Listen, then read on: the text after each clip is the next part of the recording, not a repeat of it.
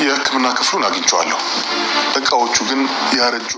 ሰላም ጤና ይስጥልን፣ እንዴት ናችሁ? እኔ በጣም ደህና ነኝ፣ እግዚአብሔር ይመስገን። የኑሃሚን ድራማ ተከታታዮች እንግዲህ አቶ ተፈራ ሲምባን በጣም እንደሚፈልገው እናውቃለን። በጣም ነው በጥብቅ የሚፈልገው።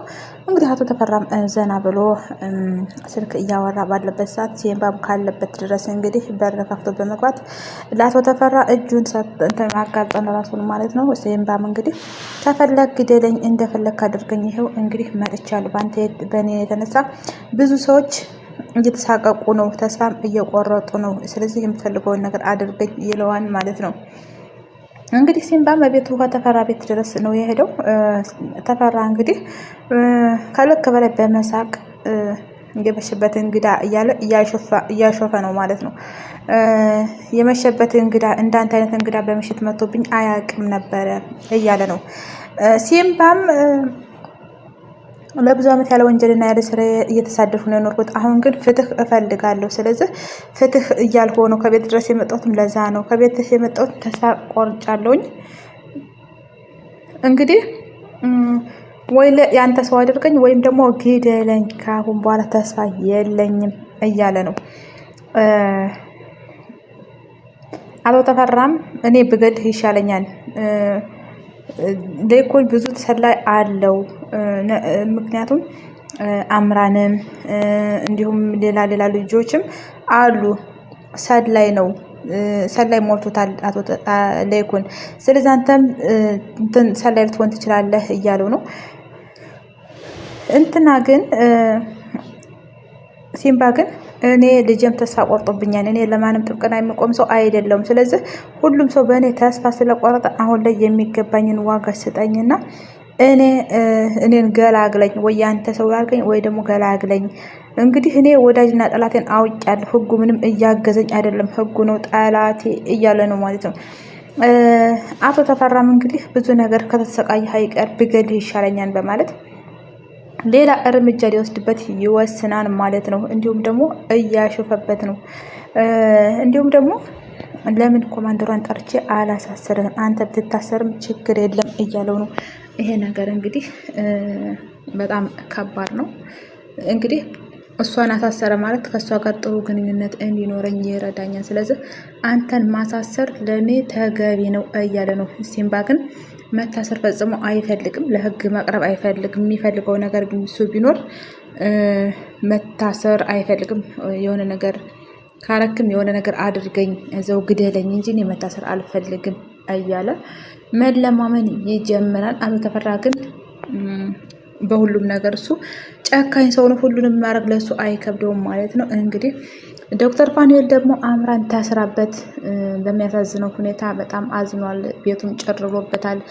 እናም ሂዶ እያያት ነው። ድንገትም አምራን እንግዲህ እሱ ከውጭ ቆይቶ ግብት ሲል አምራን ግን ከቤት ቀርማ መታ ምግብ አዘጋጅታ መጠጥ አዘጋጅታ ምን ብላ እንዳለ ቤቱን አደማምቃ ከክላስ ውጥት ማለት ትጀምራለች።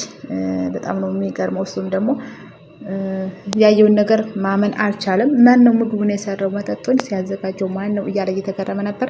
በሚገርም ሁኔታ ግን አምራ እናት ቀድማ መታ ቤቱን እንዳለ ልክ ሲናፍቀው የነበረውን የድሮውን ማንነት ነው የመለሰችለት። ይሄም ነገር ለሱ የቀልድ ነው የሚሆን እንጂ ይሄን እውነት አይደለም፣ የጠበቁት አልሆነም ብሎ እሱ የጠበቀው ታስራ ነው እንትን ያለውና እየጠበቀ ያለው ግን እሷ ተፈታ ደግሞ ቤቱን እንደዚህ እንጆይ አድርጋለት ሲያት እሱ ከማቀፍ ቆሞ ማሰብ ነበር የቀለለውና አምራንሽ ወይ እኔ አላምንም እያለ ቆሞ እሷን ማየት ይጀምራል ማለት ነው።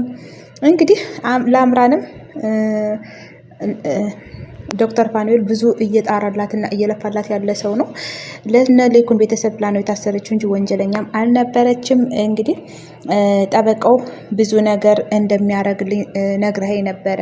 ስለዚህ አንተን ሳልነግርህ ጠበቃው ስለጨረሰልኝ በቃ ቀን በቀን እየመጣሁኝ ቀን በቀን እየመጣህ እንግዲህ እስር ቤት እየመጣህ የምትሰቃየው እኔ ድንገት ከቤት መጥቼ ሰርፕራይዝ ማድረግ አለብኝ ብዬ ነው ብላ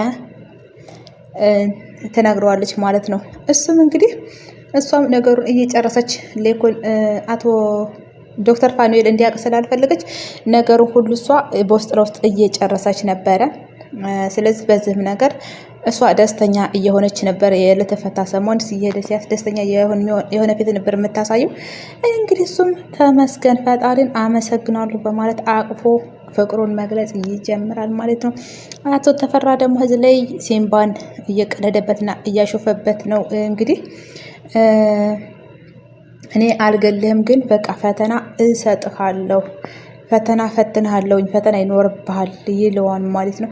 እንግዲህ አቶ ተፈራንም እሺ ብሎ ሲምባ መስማማት ይጀምራል። አንተ እኔን አመጣጠት ልትረዳኝ ነው እና የምትረዳኝ ብዙ ነገር አለ ብሎ የእሱ ረዳት ለማድረግ ይወስናል። ሲምባም እንግዲህ ይህንን ነገር አምኖበትና ተስማምቶ እሺ ያንተ ቀኝ እጅ ሁኜ እንዳለ አግዛሃለሁ እያለው ነው።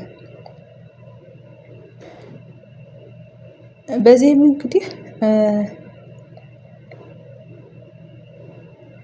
አቶ ተፈራም እንግዲህ እኔ የምልህን ነገር የኔን ጠላቶችን እንትን ማለት ማጥፋት አለብህ እያሉ ነው ሲምባል። እሱም ደግሞ ማን ነው ቀንደኛ ጠላትህ? እኔ እንትን እልሃለሁ ከሌኩን ውጪ እኔ አንተን ቀንደኛ ጠላት አጠፋልሃለሁ በምድር ላይ ግን ከሌኩን ቤተሰብ ውጪ ከሆነ አግዝሃለሁ እያለ ነው። አሁን ሲምባ ምንም ነገር ዋሽቶ ምንም ብሎ እንትን አላለም። ወዳጁንም ጠላቱንም ተናግሮ ነው ከሌ ወዳጄ ነው ከሌ ጠላቴ ነው ብሎ ነው የቀረበው ማለት ነው።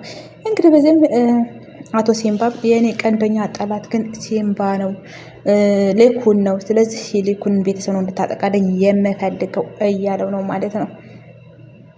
እንግዲህ ሲምባም አዲስ የተሾመችው ኮማንደር እሷ ጠላትህ አይደለችም ወይ እያለ እሷን ለማጥቃት ነው እያሰበ ያለውና ስለዚህ አንተ ያልከኝን ነገር አደርግልሃለሁ እያለ ነው ሲምባ። አቶ ተፈራ ግን ይሄን ነገር አይፈልገውም ማለት ነው። እችንን ኮማንደር እንዲነካት አይፈልግም። በዚህም ሁኔታ እንግዲህ ሰራተኛውን በመጥራት የተመረጠውን የእንግዳችንን ክፍል አዘጋጅለትና አሳየው እያለት ነው። አስተያየቱ ግን የአቶ ተፈራ አስተያየት በጣም ነው የሚገርመው። ሲምባን እንዴት እያደረገ እንደሚያየው ይሄ የጥሩ አስተያየት አይደለም፣ የጨዋ ሰው አስተያየት አይደለም። ትንሽ ያስፈራን ማለት ነው። እንግዲህ እንደዛም አድርጎ ወስዶ የዲኩንም ቤተሰብን እኔ አልጎዳልም፣ አልበቀልም፣ እነሱ እንዲጎዱ አልፈልግም ስላለ ብቻ ቀጥታ ወስዶ ምንድን ነው ያደረገው? ሲምባል የሆነ የዱርዬ መደብደቢያዎች ምናምን ዱርዬ የሚደበድቡበት ምናምን ክላስ አለው የራሱ ማለት ነው። እና እዛ ውስጥ ወስዶ ነበር እየደበደበ ያለው። እንግዲህ ተወዳጆች በቀጣይ ክፍል እስከምንገናኝ ድረስ ደህና ቆዩ። ቪዲዮን አይታችሁ ጨርሱ። ላይክ፣ ሼር፣ ሰብስክራይብ ማድረግ አበረታቱኝ። ባይ ባይ።